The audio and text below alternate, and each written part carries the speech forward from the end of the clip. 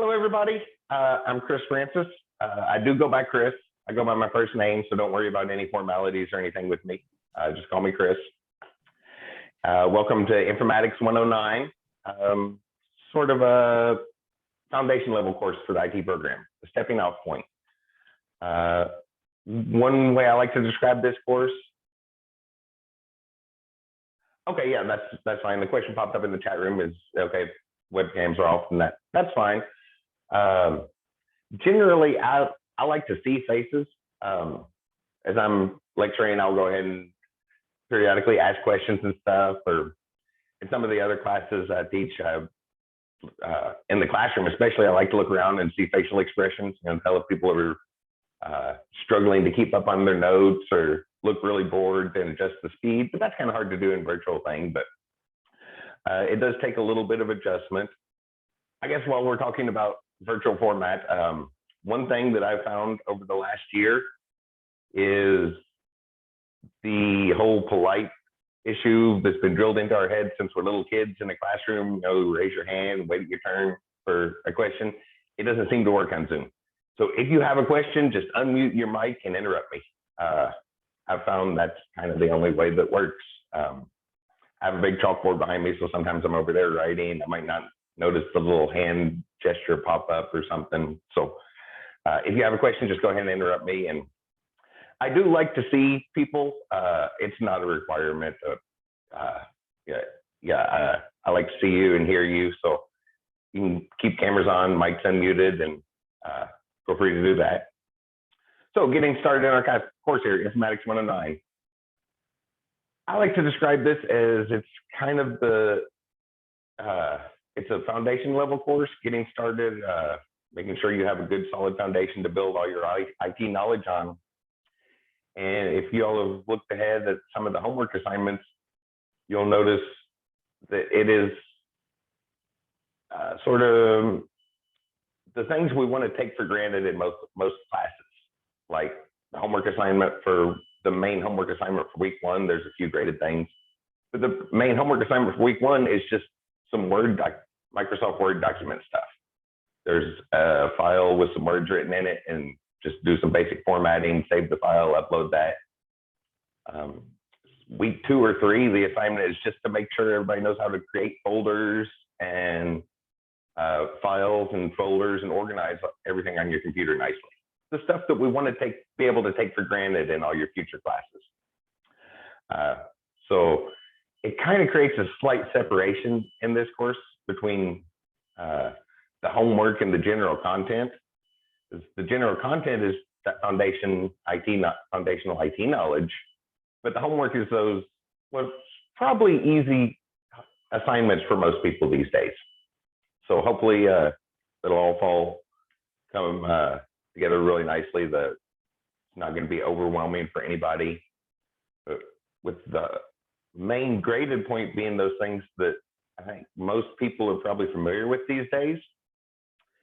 The content just is kind of going to go all over the place, just kind of talk about IT stuff in general and go over the whole introduction concept of it. So there is going to be a slight separation between the main assignment every week and the content. So I'm going to start here by going over the syllabus for the course and some course policies and things like that. Does anybody have any questions before we take a look at that?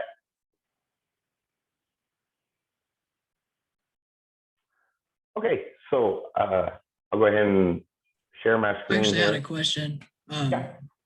Okay, so my question is, if I'm understanding this right, the class is just to basically make sure that we know what we're doing in general with the computer? Yes. Okay. Yeah. So there's like a lot of reading material, and every week in the lectures, we're going to have different things to talk about that are vocabulary terms, learning the language for IT, and making sure there's a good solid foundation to build the knowledge on. But a lot of the assignments are just the things that we want to be able to take for granted in all the other classes, right? So like in the rest of your classes, if the teacher wants you to make a Word document, they can just be like, okay, make a Word document, and can feel confident that everybody knows how to make a Word document. So it's points for that, basically. And then when we gather here to talk, we'll just talk about IT stuff. And yeah, after we go over the syllabus, I have some other, a couple other things to talk about on that. So we'll start with looking at the syllabus here. So I'm gonna go ahead and share my screen.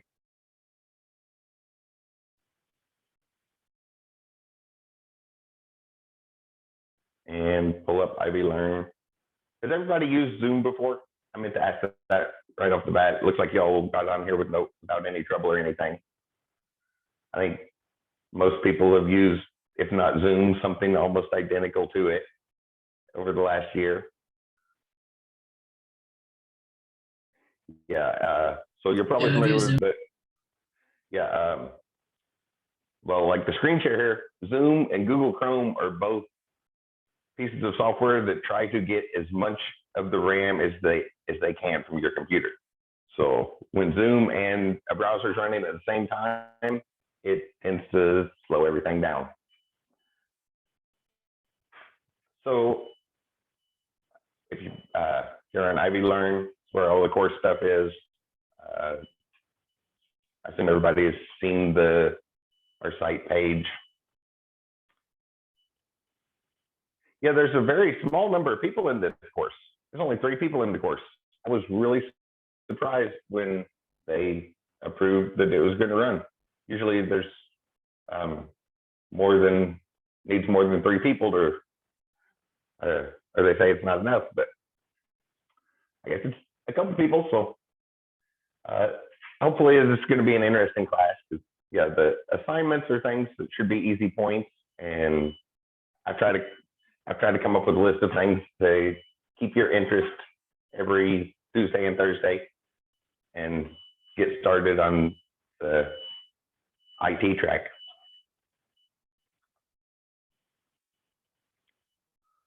All right, almost there, only one click away. Syllabus. Yeah, so if you go on our course site, you should see a blue navigation link for syllabus. It has all the course policies. I'm just going to run over some key points here. I assume you all know how to read. So there's right at the top is my contact info. The phone is probably the quickest way to get a hold of me. It is always in my pocket. Just the text messages are probably the quickest way to get a hold of me. Text messages and ivylearn messages both make noise on my phone. I think you all know how that goes. There's so many email accounts and stuff. We have to shut a lot of them off on our phones, but ivylearn and text messages make noise on my phone. So those are the quickest ways to get a hold of me. But for some reason, the last month or so of the spring semester, the ivylearn messages started getting delayed, and they were taking like 30 or 45 minutes to get to my phone, which was still quicker than my email sometimes, but there was a slight delay. I'm not really sure why. For office hours, I do virtual office hours from 4 to 5 on Sundays. I found that's the time that a lot of people are working on their homework on Sunday afternoons. So from 4 to 5, I will be sitting by the computer, ready to help if needed.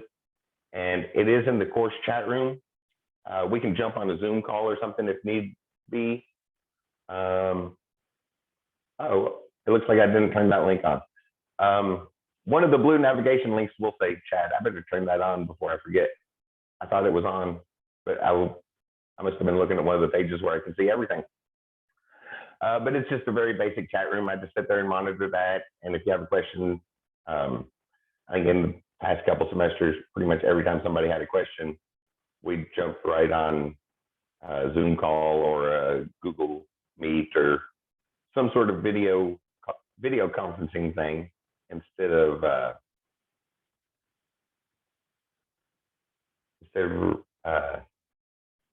chat room, but it is there. Okay, now it should be on there.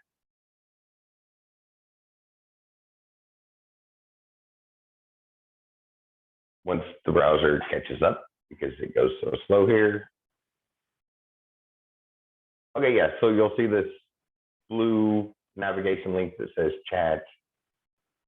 I'll move it up near the top. Right below people. That'll work.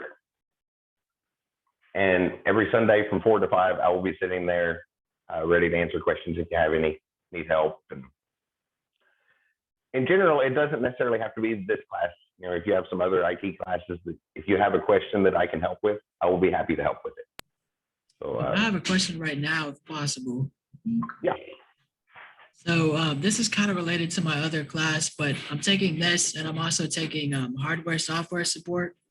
And it's, of course, it's all virtual, but like the textbook is basically like the guidebook for the A+ certification. Like that's what we're using.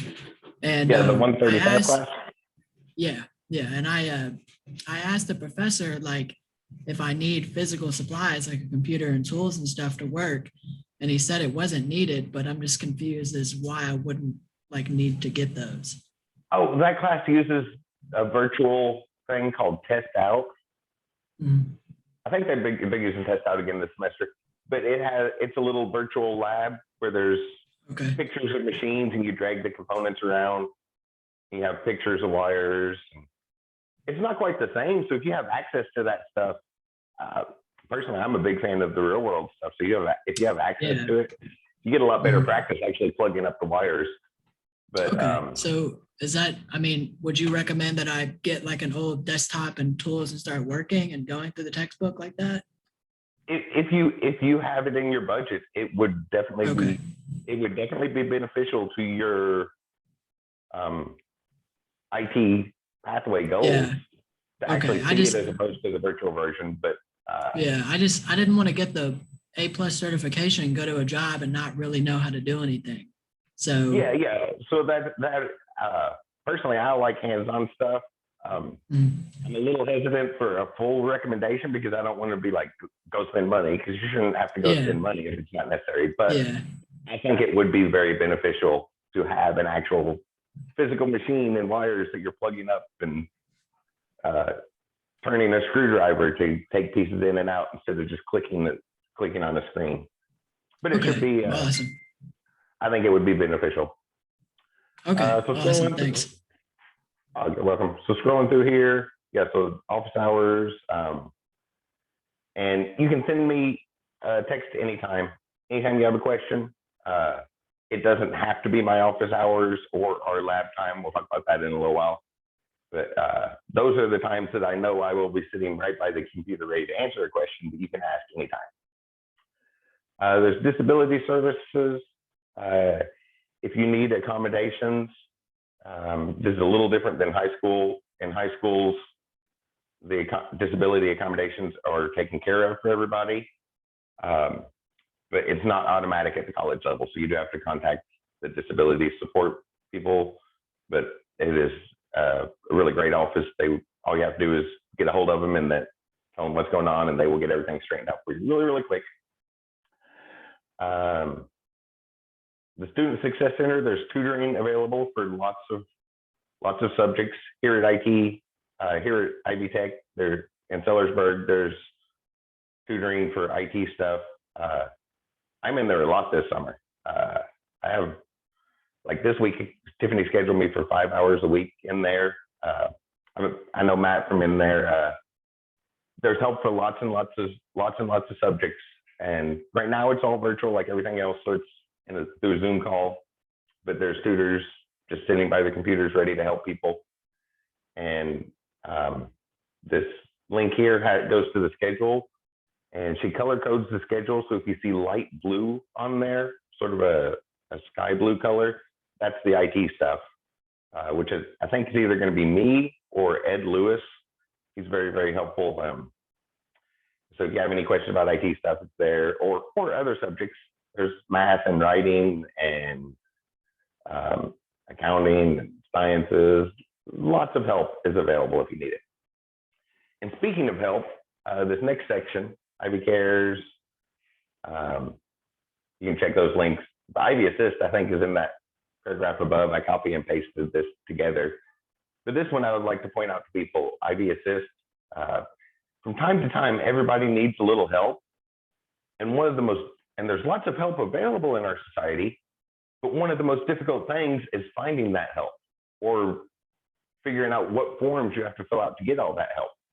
So a few years ago, somebody sat down and consolidated all the form paperwork. So this isn't the application process, this link for IB Assist is kind of a database of the applications for help. So any help you might need, if it's available, you can go in here and search for it. So you just enter your zip code. I'm in Clarksville, so I'll put 47129. Or whatever your local zip code is, and it runs much, much quicker when not on a Zoom call. Hopefully it won't take too long. Okay, yeah, so there's 1,729 help programs available around Clarksville. So like money to pay for gas. If you're running short on cash to pay for gas, there's, looks like 6 programs here. Just click on that.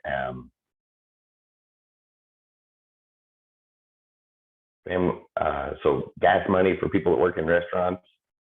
Even though restaurant workers are getting back to work, that's still going to stick around for a little while because it's going to take them a minute to get back on their feet after a year of no tips, basically. Healthcare workers, emergency assistance. This is just gas money, free gas money that the government will give you if you need it, or food pantries. 13 food pantries just in Clarksville. There's no shortage of free food around. But from time to time, everybody needs help. So this is a nice consolidation of resources. And it's not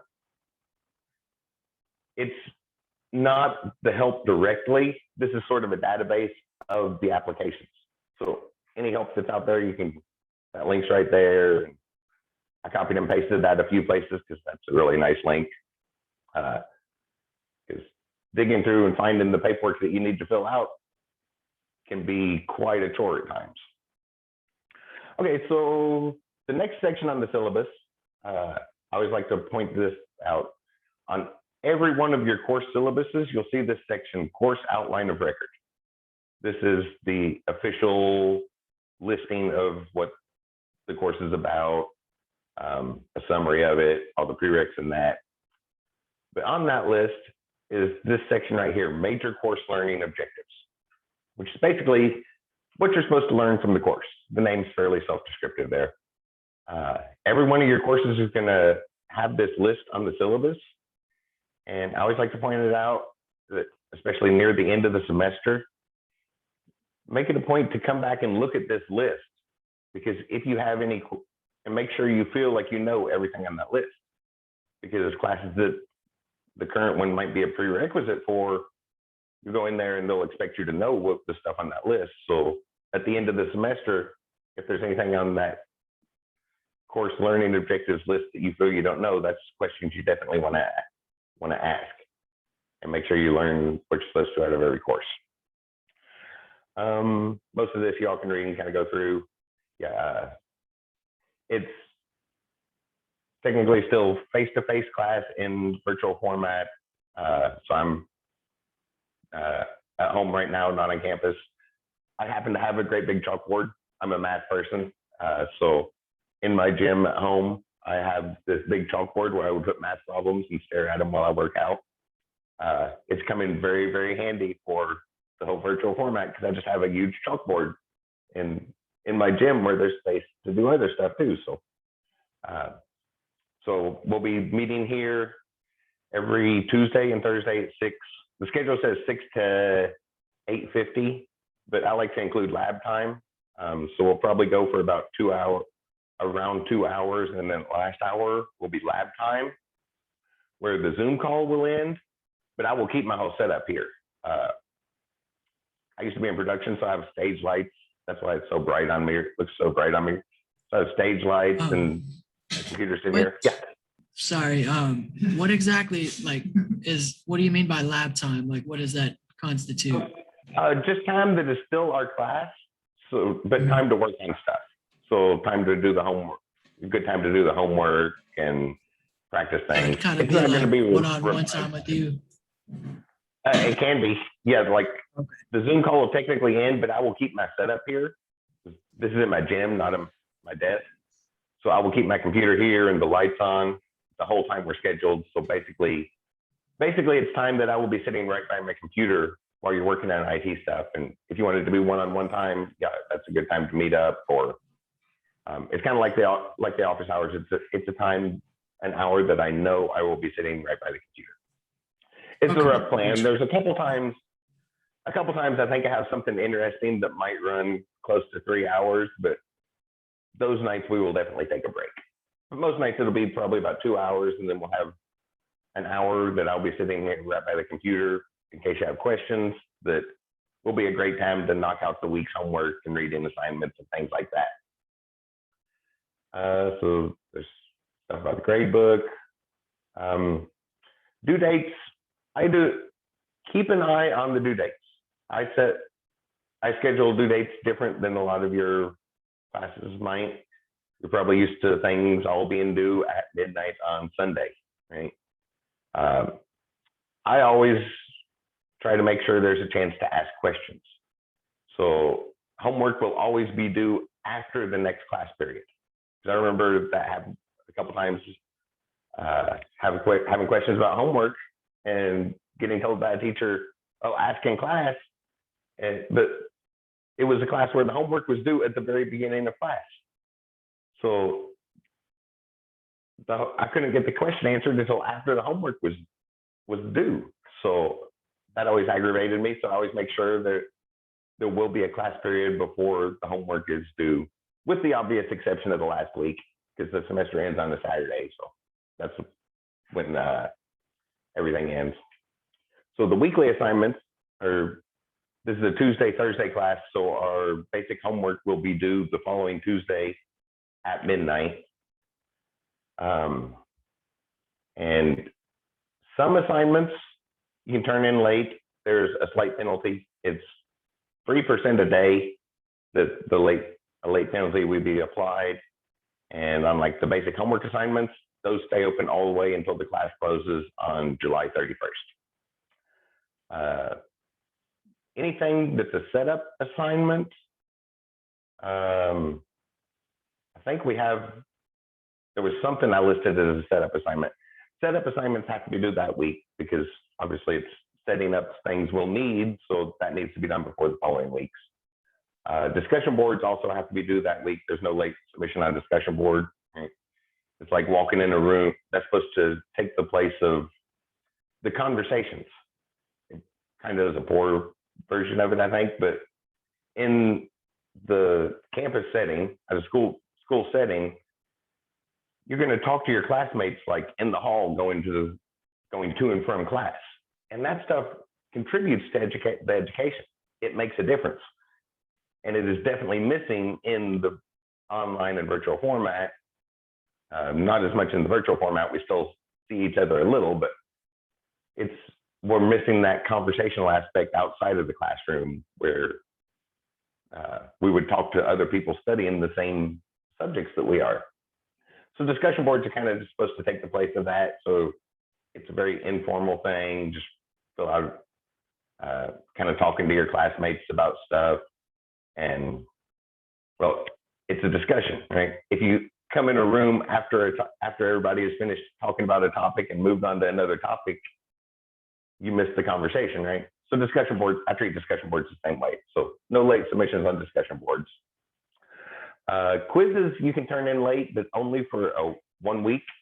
After 7 days late, the quiz closes, and it has that same point deduction for each day. It drops a little bit more until it closes. Exams are different. We do have an exam week 8, and exams are on a calendar schedule. So that means Sunday at midnight to Saturday at 11:59. So keep that in mind, that the due dates are different in my class. I like to switch that up a little because it's not very good. I don't think it's very good practice for the real world to have everything due at the 11:59 on Sunday, right? That's not very realistic for the real world. So I like to switch it up and change things around, modify the due dates a little bit. So keep an eye on those, which a good place to check is the calendar. Over in ivylearn, there's a calendar feature. I'll go ahead and click that. Hopefully the browser won't take too long to open it. But this will list out all the assignments for the class and cross them off for you. And let's see, looks like ours are listed in green. Oh, whoops, that's from the spring semester. Where's this class? Number 2021, that one. Okay, there we go. Yeah, so it'll list them out here and automatically cross them off and stuff. And like most calendars in the modern world, you can sync it to the calendar you normally use. So if you're like me and send every calendar you get to your Google Calendar and then throw that back on every device you have access to, you can sync. If you go in your profile and settings, you can sync calendars and things like that. But that's a really useful way to keep up on those. I just left the default makeup policy to have something there. I'm pretty laid back. I understand that things do happen in life. Sometimes, sometimes might get to be running behind or overwhelmed. And just let me know. I'm a pretty laid back person. We can usually work around things, or if you get overwhelmed and miss a quiz and it closes, let me. I know how life goes, basically. These two dates are important. So there's a drop date and a drop and withdrawal. A drop is like you never took the class to begin with. A drop is for like when you register for the wrong class, right? It's like, oh, they changed names on everything and I already had this under the last name. I didn't mean to take it. So you go change your schedule right away. Through June 11th is the last day you can drop it, which the drop date also happens to coincide with that's the last day you can get 100% of the money back on the course as well. So the 100% refund goes through there. And this doesn't apply to anybody here tonight, but anybody on the roster that doesn't show up by a certain date, instructors were supposed to turn that name into the registers and be like, okay, we haven't heard from this person. They never sent emails, never showed up in the classroom, never turned in any assignments. So we just go ahead and assume that that person did not take the course, or something happened, and we'll automatically drop them. A withdrawal is a little bit different. You can withdraw all the way up till July 17th. So that's week 6. Yeah, that'd be week 6, a couple weeks before the end. And a withdrawal will still show up on your transcript. It'll have a W there showing that you started the class and just didn't finish it. And I believe the W gets replaced when you retake and do finish the class, but I'm not completely positive on that. But that's just like, if you can't finish the class, it might be better to withdraw than have a failing grade show up on the transcript. To say unable to finish, and then you can come back and finish it later. Scrolling on through here, just some kind of default things. So there's a rule, or an Ivy Tech says that will respond within 36 hours. If you don't hear back from me in 12 hours, something bad might have happened. I'm one of those people that I check my email 20 times a day. My phone is always on me, so I'm usually pretty quick at getting back to people. There's an official communication channel, which is the inbox here on ivylearn. But any way you can get a hold of me is fine to get a hold of me. If you see me in the parking lot at a grocery store and say something that way, that counts as valid communication to me. But there is an official channel, so it's nice to repeat things there for record keeping purposes. But any way you have to get a hold of me is acceptable communication. The phone, text messages, and ivylearn inbox make noise on my phone, so those are definitely the best ones. Then down here is just a kind of a breakdown of the homework and stuff. Y'all can read over that part of the list. 631. Okay. That's the basic idea. I guess I'll point at this real quick. On the home page, I'm constantly trying new things. Like most of the default shells for ivylearn courses tend to have just a bunch of links to modules on the homepage. And I always feel like, well, that's kind of silly because there's a link to get, it's the same as this link right here. So I'm trying different things. So along with announcements, I'm going to put some upcoming reminders and other stuff and just post random things there. So you can keep an eye on that. I just pulled up a list of IT jokes. You know, no matter what industry we go into, it's good to know what the humor for that industry is like, for standing around the water cooler talk with coworkers and things like that. So I'll probably change things up there here on the homepage a little because I'm still trying to figure out what is a really good homepage for the courses. That everything I wanted to talk about on the syllabus. Yeah, I think that was all the starting notes. We kind of talk about the general overview of the course, right? It's we'll stop the screen share for a minute. We talked about the general concept of the course. It's basic foundational IT level, a lot of vocabulary, different concepts. And then the homework is almost separated for that because the main homework assignment is sort of confirmation that you can, you have basic computer skills, which most people do these days. So I did type up some special instructions. I guess it kind of goes with the content. Maybe I'll share my screen again as I talk about this. Let me go back to screen share. So if we go to modules, so roughly, basically a module corresponds to a week. That's not a hard requirement. Like it's an 8-week class, we have 8 modules. So in some of your classes, a module might not exactly line up to a week, but in this class, yeah, every week is week 1 is module 1, week 2 is module 2, and so on. My other class, I have like 3 modules, like due next week. Yeah, it changes. Yeah. Usually when that happens, though, they're really easy ones. Like there's almost nothing in module. There's almost nothing in the first module. Is that the ITSP 135? Yeah, I mean, I hope you're right. So. Okay, yeah, the software used for that, the labs are called Test Out, and they are. If you go to YouTube, put in Test Out Lab and then the number for the lab, and it will. There's step-by-step instructions on YouTube made by that company. Okay. The same company that made the software has a walkthrough for it. So okay, that can be very useful too. But yeah, it's not quite the same as real wires and plugs and things, but it is definitely useful and shows a lot more equipment than most of us have in our budgets. So for this course, I just went with basically the statewide course shell. I kind of kept it that way. It's because of that separation. There's we go in here and look at the learning activities. So the assignment is just a word processing document, you know, confirming that you know you have skills to use a word processor, put a Word document together.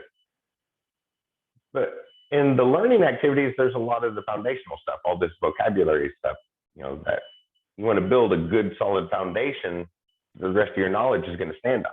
So you don't want to take it for granted. So there's a lot of stuff here just to kind of fill that space, right? You can't really talk for 6 hours a week about Microsoft Word. That would be incredibly boring. I guess we could talk for 6 hours a week about Microsoft Word, but nobody really wants to hear that, right? So there's a lot of other stuff in here. So some reading assignments, and the book is available online, is included in the course shell. There's 2 of them. You can either download the whole PDF or there's links right to that one. And then a lot of other content as well. So a bunch of YouTube videos going over concepts, links to other web pages talking about things. And it's a lot of information.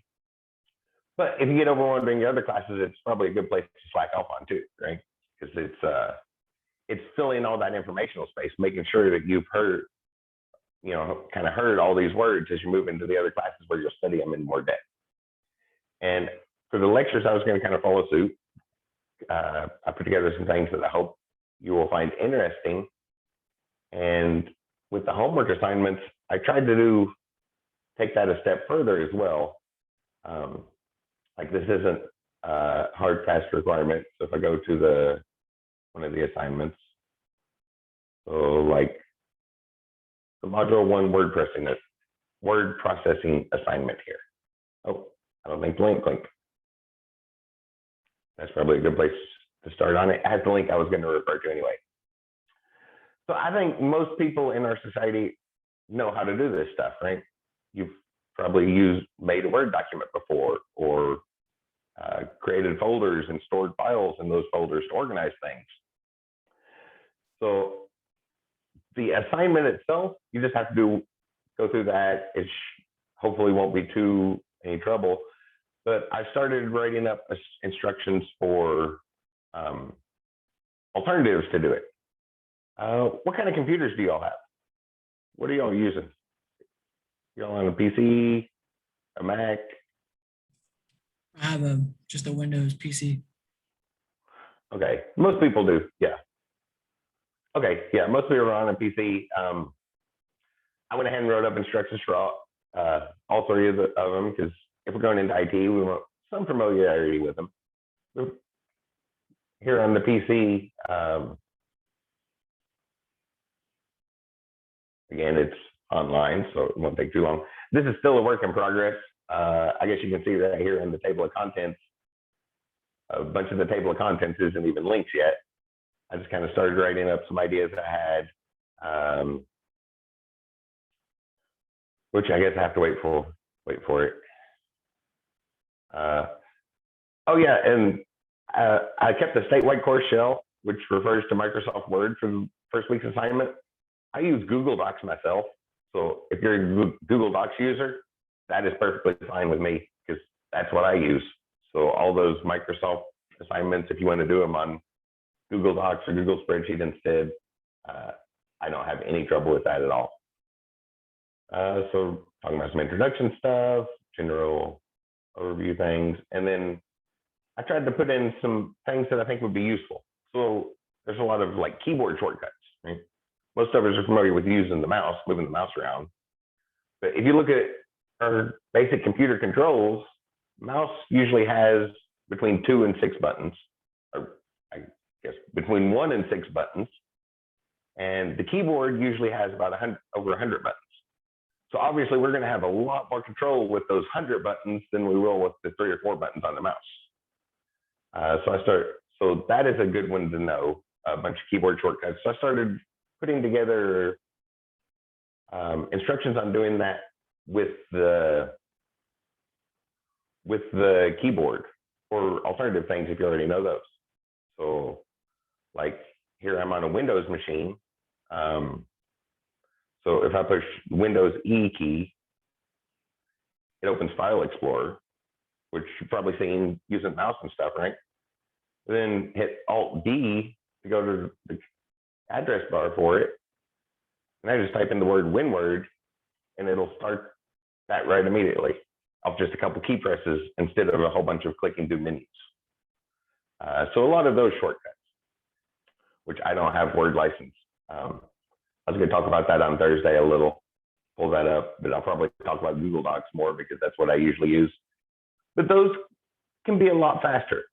So I started writing up instructions for those, because no matter where you're heading in IT, it will probably be useful to know the keyboard shortcuts and be able to get around computers on keyboards. So that would be useful. I also included instructions for command prompt, or since both of y'all said you're on PCs, PowerShell as well, which is an upgraded version of command prompt. Everything that command prompt does can be done in PowerShell. You can even use the old command prompt language, but they made a lot of improvements and stuff. The quick summary of it is command prompt was built back in the early 80s when memory was a very precious thing in a computer, and we didn't want to waste it on computer experts. So there's lots of abbreviations, and you have to remember abbreviations, sometimes odd syntax. So whenever that wasn't the case anymore, whenever we weren't so conservative with our RAM, Windows kind of redid their command prompt and made PowerShell, which is a much more modern language and has, it doesn't abbreviate things like crazy. So it makes it a lot easier because then you don't have to remember what you want to do and how to abbreviate it. You just have to remember what you want to do. And the instructions are kind of spelled out fully is the difference there. But I put those instructions in, or yeah, I didn't know where people would be when I started writing this. So another way I did it is to do this assignment with a task scheduler. Just instead of opening Word and starting to type and then taking a screenshot when you're finished, open up a task scheduler and schedule Microsoft Word to start 2 minutes from now, and then schedule your computer to take a screenshot, whatever you would think, maybe look over the assignment and be like, okay, I can probably do this in 20 minutes. To schedule your computer to take a screenshot 21 minutes from now, just to maybe make it more interesting if you're already familiar with putting documents together and stuff. So hopefully get through some of the boredom of that. And then, yeah, some of that stuff like the keyboard shortcuts and command prompt and PowerShell, if everybody's on PC. I did there are links to doing the same thing on the MacBook and a Chromebook as well. I just got my MacBook, so when I was testing all this, I have a fairly new MacBook. Yeah, a scratch and dent. It was on the scratch and dent section at Walmart. A little bitty scuff mark on the soft plastic that wraps around the metal case on the MacBook. So really nothing, but it was $300 off. I couldn't pass that up. I was like, whoa, $300 off a brand new MacBook Air. I think yeah, I couldn't pass that up. So when I was going through and testing all these instructions, it was using Dish since the 70s, Mac's been using Bash, the same as Linux. But they recently decided they want to update it to sort of a cousin of Bash. They're very similar, but the same sort of instructions. Bunch of keyboard shortcuts and terminal commands on a Mac. Or for a Chromebook, because they're becoming ever more popular. Sort of the same thing. The keyboard shortcuts for Chrome OS. And then if you weren't familiar with it, Chromebooks do have an Ubuntu Linux desktop on them now. It's called Christini. So there is a Linux system running on a Chromebook. So I did like the Bash terminal instructions for command prompt stuff on a Chromebook with Christini, which is an Ubuntu system. So those same instructions would carry over to any Linux system.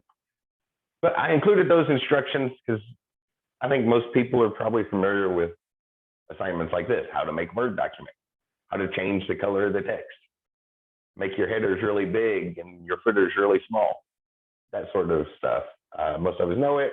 So I tried to add in just a little bit of flair to hopefully help your interest, help you proceed further.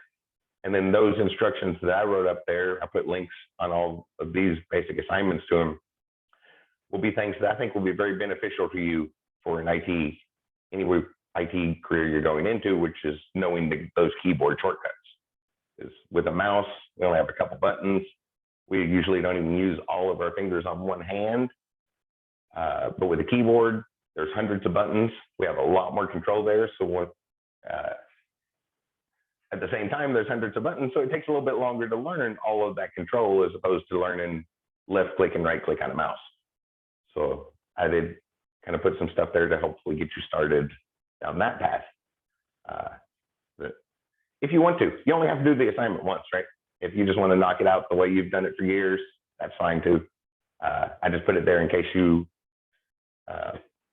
help build that IT foundation, in case it catches your interest and you'll find it useful. But maybe please look over those once. They're still a work in progress, so there's probably a lot of typos in there. There's sections that clearly haven't been written yet. But so if you want to look over those, there's links around for them.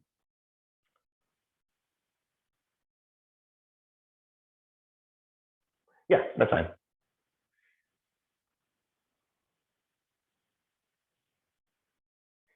Yeah, I like to see people on the camera. There was a question about turning the camera off.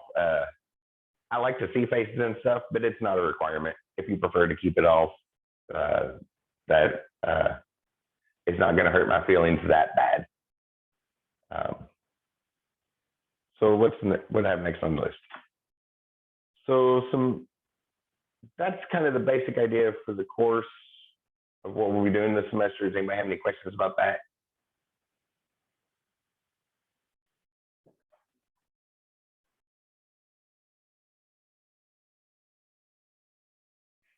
Okay, so quick introductions. I guess I could have started with introductions. Well, y'all, there's a discussion board due this week where you kind of introduce yourself. So just a little bit about me. I do go by Chris. I think I mentioned that earlier. Don't worry about any formalities. My last name is also a first name, so I'm quite used to answering to Francis as well. Because there's oftentimes more than one Chris in the room. But I just go by my first name. And so over the years, I've worked and tried a lot of different jobs without much success. And I guess around 2011, I was between jobs, between careers really, and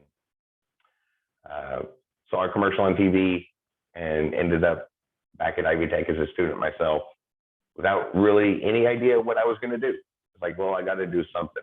I'll try school. I've been using computers since the 80s.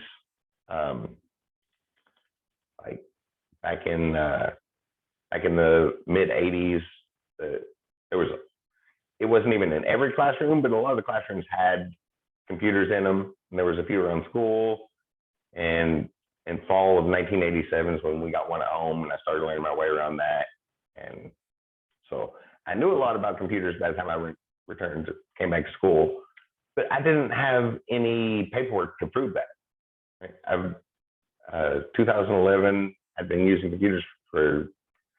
computers for over 20 years at that point, knew my way around them really well, but didn't have any paperwork, so I didn't qualify for a job using a computer. So I came back to school for that. After a couple years, I started tutoring at Ivy Tech, and really within a couple days of tutoring, I remembered that way back when I was 18, I wanted to be a teacher. So I switched gears to be a math teacher and started pursuing that.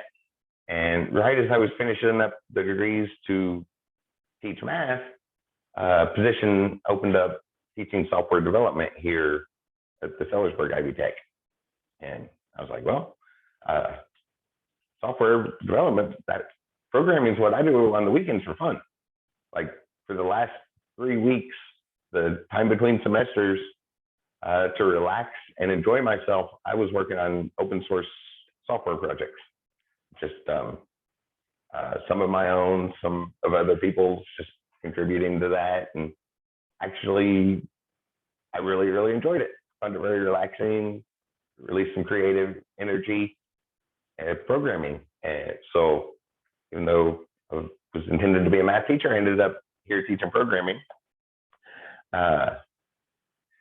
And I've been doing that for a couple of years now. I still tutor. I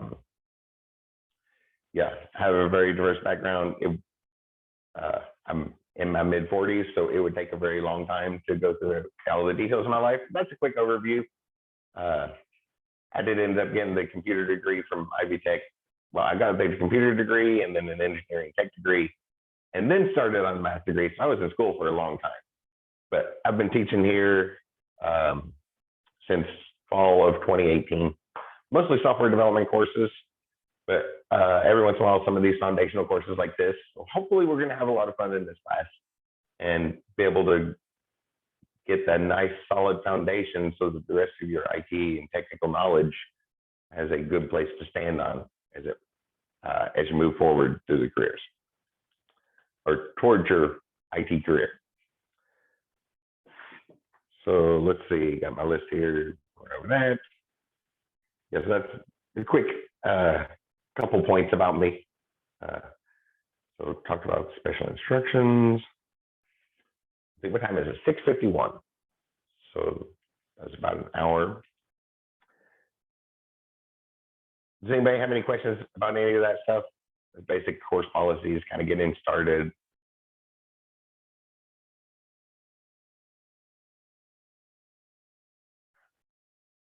Okay, if not, there was, I guess we can start by looking at the first of the sort of basic IT knowledge these days, that whole foundation thing I was talking about. What's the first thing we're going to do whenever we need to know something? We can go to Google and search for it, right? So I wanted to start just looking at that. And again, I think most people are probably familiar with Google. It's very, very prevalent in our society. We tend to search everything. So using it's easy, right? We can just jump on here and type in words to look for things and search for everything. And we get 2 billion results. And very, very quickly, the longest amount of time there was probably after the router sent it here on my local machine, because there's a Zoom call and the browser running at the same time. So my local machine was probably the biggest delay there. And I think most people are familiar with that, but there's things we can do that might be to improve it, because maybe those results weren't really what we wanted, right? Google is an advertising company. Sometimes people forget that, right? Like a couple years ago, when there was a bunch of people up for re-election and cybersecurity was a big issue, so Congress people wanted to yell at somebody, they tried to yell at Google, and Google's like, we're the middleman that puts ads on web pages. That's not really the advertiser's point of thing, but they're an advertising agency. So advertising things are going to show up at the top, right?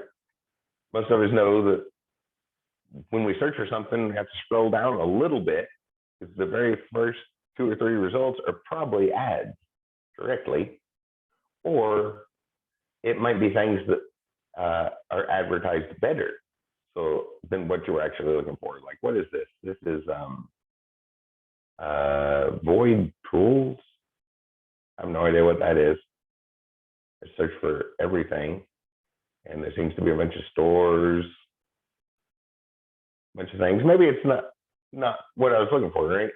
So there are ways we can refine our searches and improve it, and then have better results to look through. So I wanted to start by looking at a couple of those. We have just simple searches, and one thing I have to watch for is the validity of that information, right?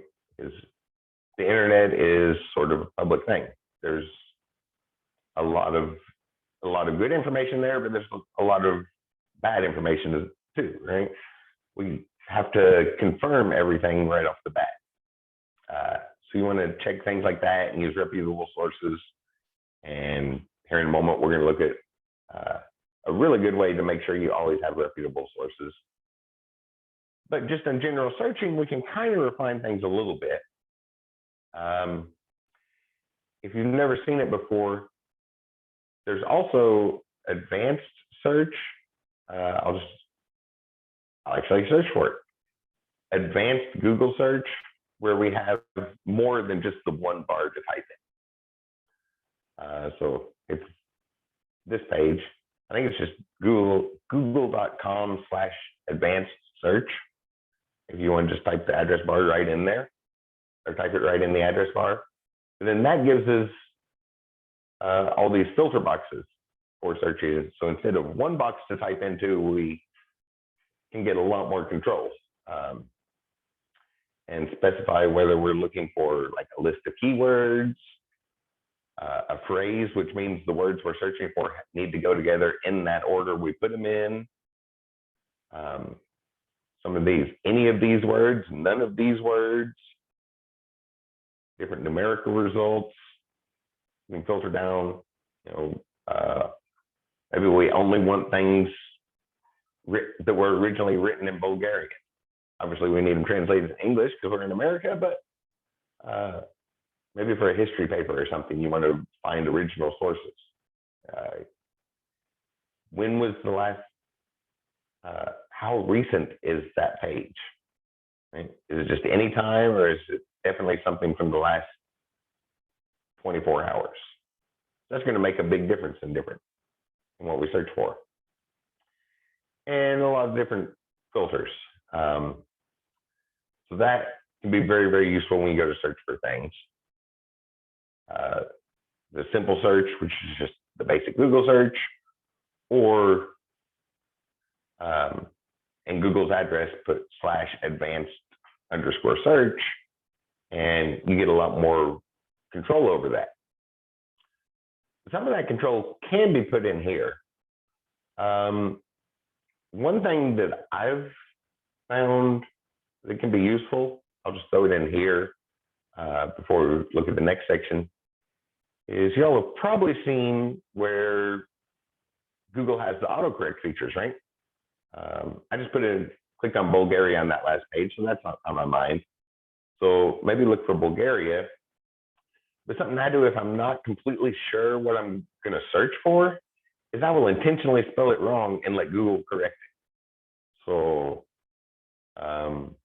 Bulgaria, and I'll spell it with an O instead of a U, just for an example here, and let Google correct it. So that if I'm not quite sure what to even look for, sometimes I'll do that a couple times. I'll intentionally misspell things, and just to see what Google does when it fixes, see what corrections Google tries to make. And I found that can be a good way to steer towards better results. And we looked at the advanced search with a lot of options, but there's also ways we can put those right in. Oh, there's advanced image search as well. So instead of just a basic search, you have those same advanced searching features for images as well, if that's useful. I scrolled through here earlier today, getting ready. Oh, here it is.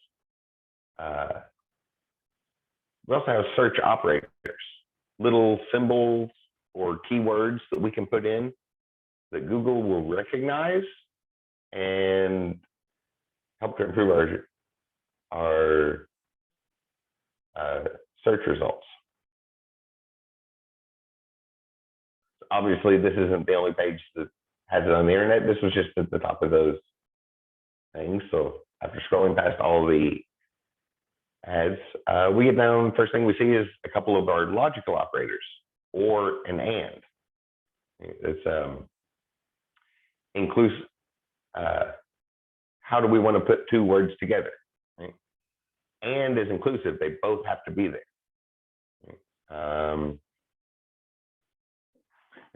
Pen and paper implies that I have both of them in my hand. I have the ability to write. Whereas or could mean one or the other. Pen or paper might mean I don't have a pen, which is insufficient for the act of taking notes. So how do we want to put the words that we want together? Could it be either one of them? Are they fine on their own? Or do we explicitly need every word that we typed in there? And when you put that in Google, obviously case doesn't matter. Any reference material you see for it, they're going to talk about putting it in capital letters in Google just to help it stand out, which is a good form. It helps when you're glancing at things too, but Google doesn't pay any attention to upper or lowercase letters anyway. We have some other symbols. A minus sign means not. So if, well, like their example here, look for jobs. It looks like their examples are all talking about Steve Jobs, but maybe they don't want Steve Jobs. So they explicitly put not Apple, which is going to rule out anything to do with the Apple Corporation. which is pretty much most of the information about Steve Jobs. So maybe they're looking for a different Steve Jobs in that case. So, and along with searching for the things we want, we can also explicitly search for the things we don't want if we're getting bad results over and over again. If we don't know what something is, there's a wildcard selector. You can throw in an asterisk and just kind of fill in the place of any missing letters.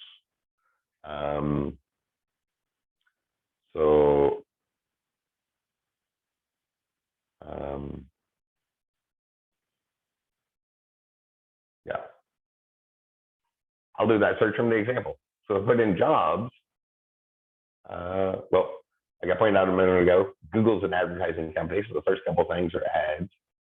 We scroll past the ads, and we're going to get to a bunch of the unemployment type things. But if we put an asterisk in before that, it means we want something and then jobs. So you can see what Google's trying to fill it in. It's probably doing the same thing. It ruled out the jobs and then kind of looked more explicitly for at things that have jobs in their name, like USA Jobs. That's where you apply for a government job, or jobs.com, or Flex Jobs. It made Flex Jobs rank above Indeed.com, even though Indeed.com is probably much bigger, much more well-known, certainly pays a lot more for advertising, but it modifies our search results when we put those special characters in. And you saw I just pulled those up from a list. There's a long list of things, profile, different things. You can go in words related, in URL, uniform resource locators, the technical term for what we call addressing. So you can add that stuff in. I'm gonna hit Alt-D to get back to just google.com. Whoops, not Gmail. I'll close that. And restart Google. That'll get there the same way. Sometimes that auto prediction backfires on us, right? But I just did a quick search there for and pulled up that list of symbols and that stuff. So that might be a good thing to kind of click around on and learn. You know, find a couple of those lists and see what all keywords and key symbols you have that you can put in there, and give a few of them a try. Like that example in that article was showing. Just come up with a search and then start using those words to refine it. So I was going to look at a refined search someplace else, because I talked about validity of information, right? We want to make sure we have good information, not just the available information, or not just the information from whoever paid the most advertising fees. And as a student here at Ivy Tech, one of the things that was included in your tuition, you go down to on your bill, there's probably something just said fees or technology fee. It's itemized elsewhere. One of the things on there is you did pay for the good academic databases. So we have access to the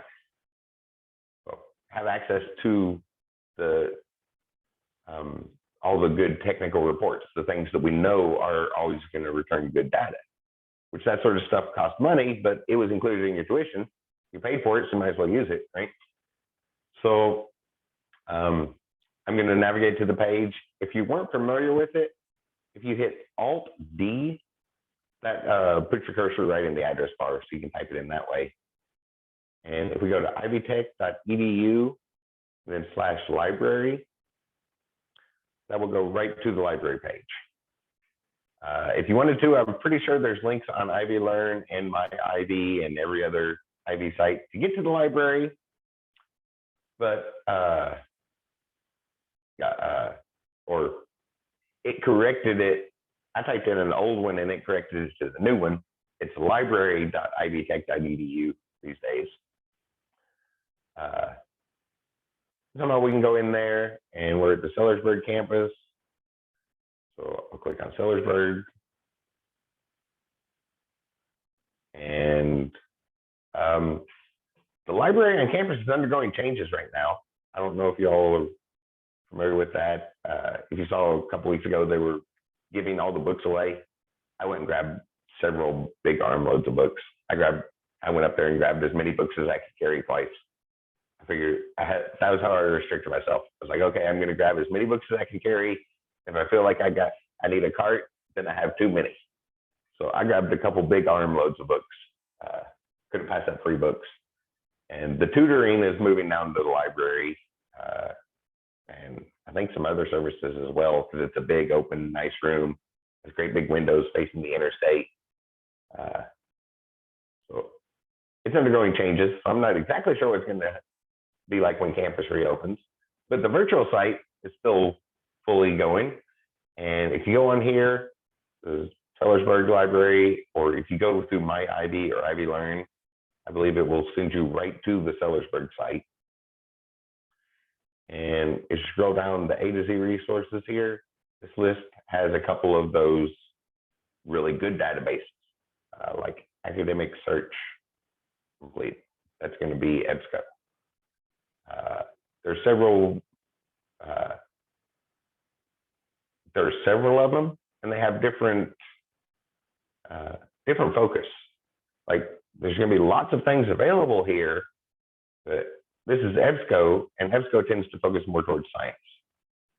Another big one is Gale, and Gale tends to be more medical things. So if you're doing research on something medical, you might want to check Gale first as opposed to EBSCO, because EBSCO's pure science. So that's what, so EBSCO is going to have what people know it does to the mouse, to the mice, the latest research, whereas Gale is going to have the effect, more of the applied in the industry, what it does to people and things like that. The other big one is JSTOR. JSTOR focuses a lot more on humanities. So your philosophy, literature, history, your humanities courses, JSTOR would probably be the one to look for at first. But you can see search bars like we're kind of familiar with. First thing though, if you go to the library site, always make sure that you check this box for full text, and probably scholarly as well. But definitely the full text, because it's really, really annoying when you can tell from the title of the article that it would be the perfect thing for your research, but all you have is the title, and it's not actually included. That seems to happen sometimes, so make sure you check those. But then we have multiple search bars. I need something to search. Microprocessor, something computer.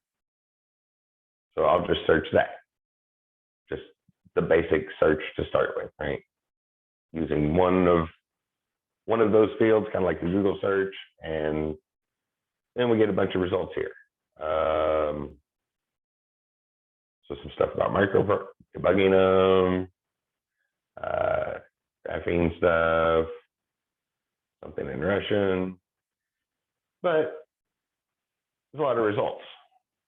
So one of the things we have with advanced search options is there's usually multiple fields, so we can refine things.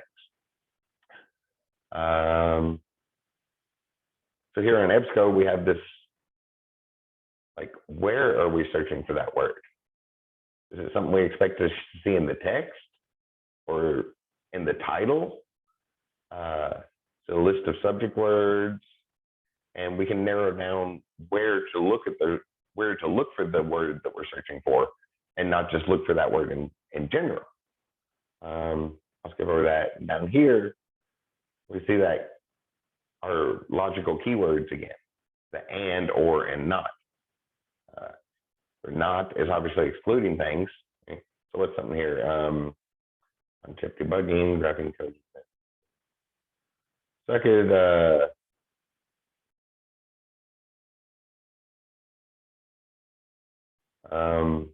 maybe there's a bunch of these show up.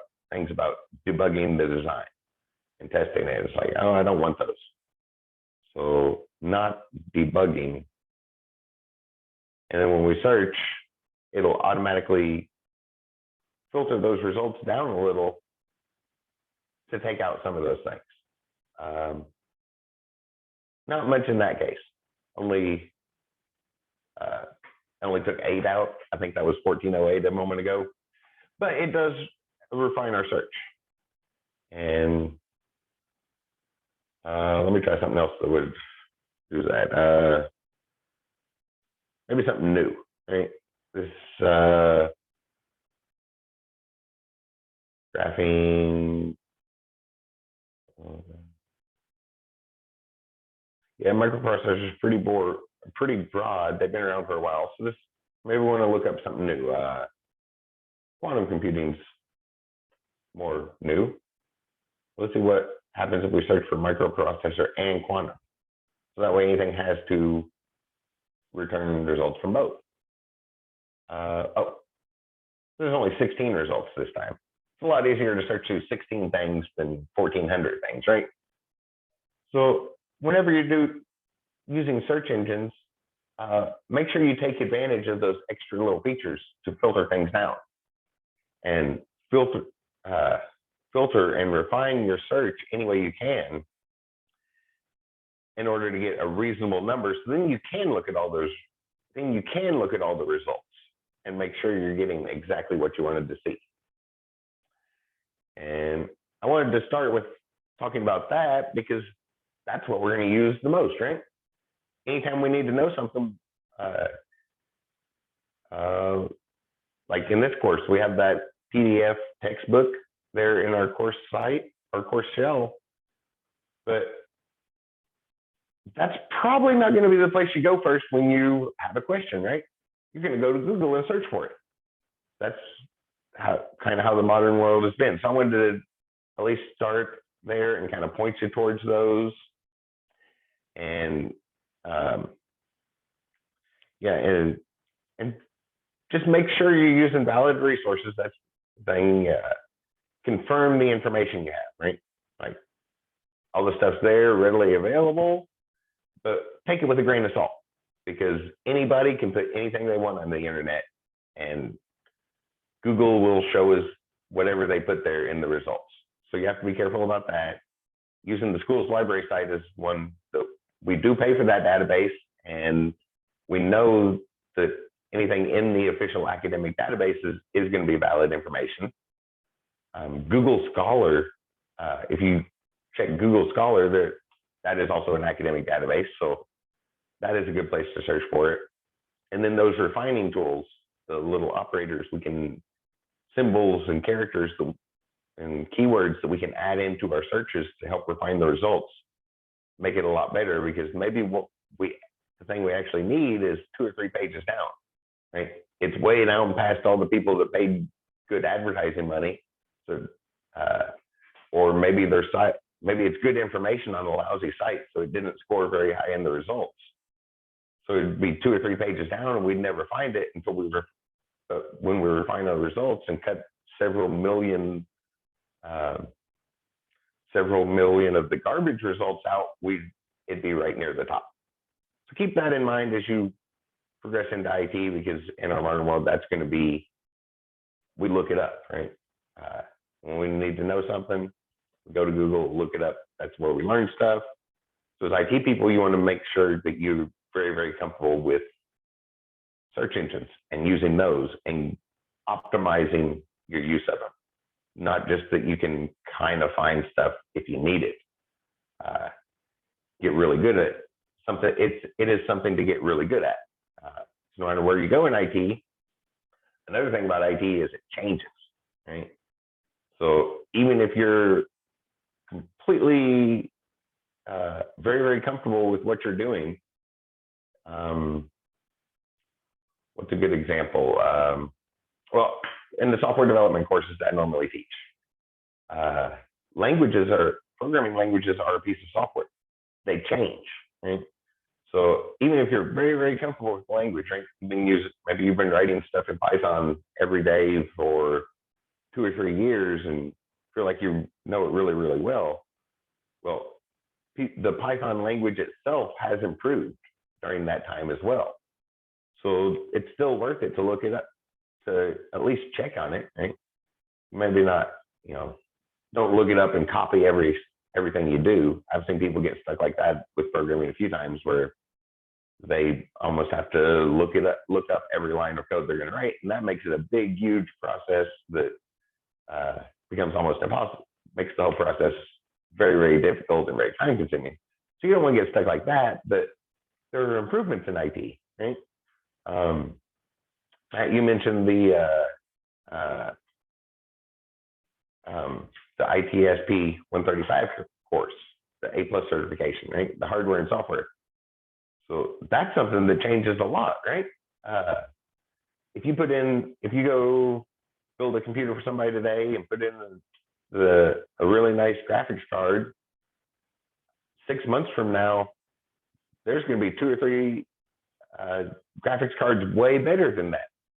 So whenever you build it, so if you build a computer for somebody 6 months from now, you're going to want to look at the latest, newest stuff. IT is a dynamic field. It changes. So search engines are one of our core foundational things, because we have to be able to find that newest, latest stuff, right? Refine our searches by dates, right? Like programming languages, that's one I often point out to people, is make sure you check the dates on wherever you go to find examples or help. Make sure that it's fairly modern, because if the date on it is from like 2007, it may not be relevant anymore. Even more so with the actual hardware parts. So keep that stuff in mind. And that's what I wanted to kind of start with today, is just the idea of search engines. And well, you saw right there when we went through it, we can use the search engine to learn more about the search engine. So that was pretty much what I had on tap for today. I was thinking it was going to take about 10 more minutes. I had to go into on my little, when I drew up a Gantt chart, I went to 7:35, which would leave us an hour and 15 minutes of lab time. And that's what I meant by lab time, right? That's not something I'm going to grade you on, but that is an important IT skill. So while we're scheduled for this time, this is a great time to go over to Google, look up that list of operators, and start playing around with them. Think about something to search for, and then search for it with asterisks or brackets, or those ands and ors, and see what sort of refinements you can make in your search and improve your search engine skills, because that is a key foundation for IT stuff. But otherwise, that was pretty much what I had on my list for this evening. And then lab time. So our schedule says we were going to go till 8:50. So that is an hour and a half from now. And content-wise, there's a lot of reading and doing stuff. So I want to make sure there's plenty of time to read through stuff and do stuff and practice it. And when I am available to still ask questions. So until 8:50, and probably a few minutes after that, I will keep my setup here. I'm going to keep the lights on, the bright lights on. I'll keep my computer here and keep my microphone. I use these little necklace microphones, so I'm going to keep that on my neck, so that in a few seconds time, I can jump back on the Zoom call and address any questions you have. So that's what I had in mind for the lab time. So I guess we can go ahead and do that. Did anybody have any questions before we break off here? So is the main assignment here just to mess with the search engine operators? Is that? Yeah, that's what Okay. I was thinking for the lab time. It's not an assignment. That's what that's one of our topics for the week. One of those foundational concept things.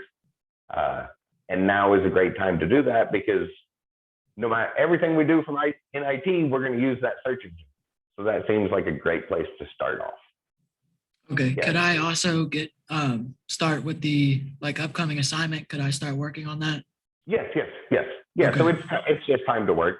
The search engine thing is just my suggestion my recommendation on what a good way to spend the next hour and a half will be. But it is also a great time to knock out the homework for this class, right? So main assignment for this week, there's a discussion board. I think there's a quiz based off the reading, and then that Word document. So an hour and a half is probably enough time to knock all those out really quick. Although on Thursday, I was going to talk about Word documents a little bit, because that's on the assignment this week, and I was wanting to look at Google Docs and Microsoft Word and a few, kind of look at those in some details, talk about the keyboard shortcuts and things like that. Like I mentioned, that those are in those write-ups. But otherwise, I guess we're going to go to lab time. Yeah, we went over the syllabus. If anybody has any questions, just let me know. Text messages and ivylearn inbox stuff shows up on my phone, but until 9 o'clock, I'll probably have ivylearn open, and I'll see a message as soon as it pops up. If there was no questions, I guess that was it for this evening, and I will see you all on Thursday unless you have questions. And let me know, and I will be back on. Oh yeah, I will be back on the Zoom call in a couple seconds time if we need it. And otherwise, this is recorded, so it usually takes about 20 minutes or so. It varies slightly, but 7:30 in the evening, it'll probably come up pretty quick. In about 20 minutes or so, the video recording will be ready, and I'll get that posted on ivylearn, so that you have access to the recording. Otherwise, I will see you all on Thursday. Y'all have a good night.